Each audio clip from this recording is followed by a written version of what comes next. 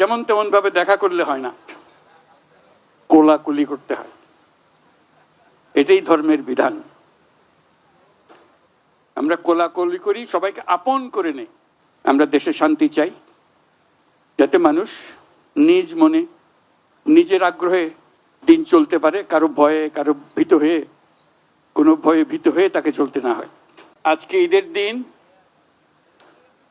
আমরা সবাই একত্র হতে পেরে অত্যন্ত আনন্দিত। আমার অবস্থা এমন, কারোর সঙ্গে দেখা করা আমার বড় কঠিন বিষয়। কাজে আজকে একসঙ্গে এতজনের সঙ্গে দেখা করার সৌভাগ্য পেয়ে আমি অত্যন্ত কৃতজ্ঞ। আমরা আজকে ঈদের মহা উৎসব আমরা পালন করছি।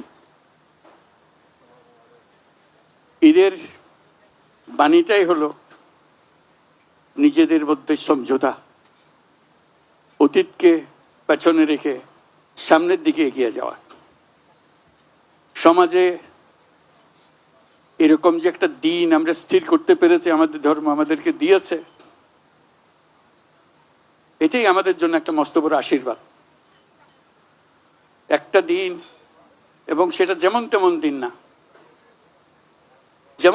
যেমন তেমন ভাবে দেখা করলে হয় না, কোলাকুলি করতে হয়। এটাই ধর্মের বিধান। আমরা কোলাকুলি করি, সবাইকে আপন করে নেই। আজকের দিনটা আপন করে নেওয়ার দিন। আমরা সেই বাণী আমাদের মনে ধারণ করে প্রত্যেকে যেন পরস্পরকে ধারণ করি। যত রকম দূরত্ব ছিল, সেই দূরত্ব থেকে আমরা সরে আসতে পারি। এটি সমাজের মঙ্গল, যে কোনো সমাজের মঙ্গল। সেই সমাজের মঙ্গল আমরা যেন আগ্রহ সহকারে নিজেদের মধ্যে আত্মস্থ করতে পারি। সেই জন্য এবারের ঈদ অত্যন্ত গুরুত্বপূর্ণ ঈদ,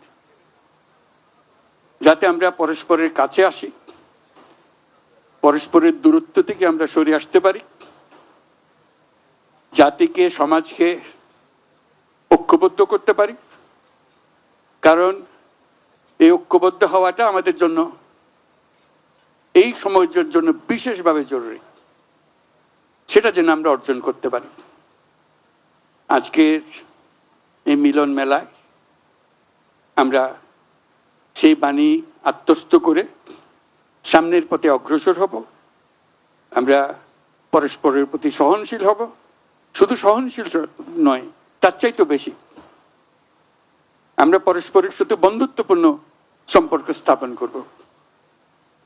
এর মাধ্যমেই সমাজে শান্তি আসে। বাংলাদেশে শান্তি অত্যন্ত জরুরি।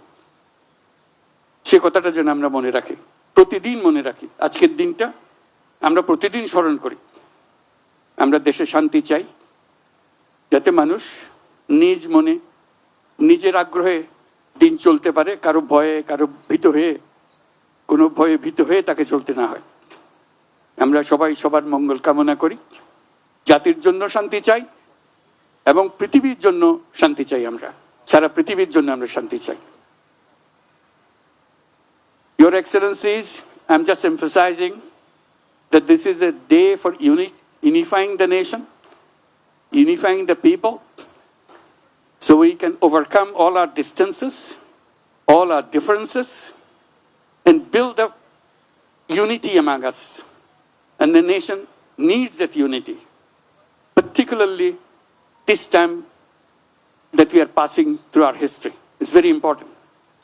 So I hope you will help us to build this unity and move forward. Bangladesh deserves more. Bangladesh has a future which has not been explored. We want to explore that. We want to make that future come true. So that's where it begins, unifying the nation, building the nation to move forward. Let's do that. Thank you very much for your patience. Eid Mubarak again. Thank you.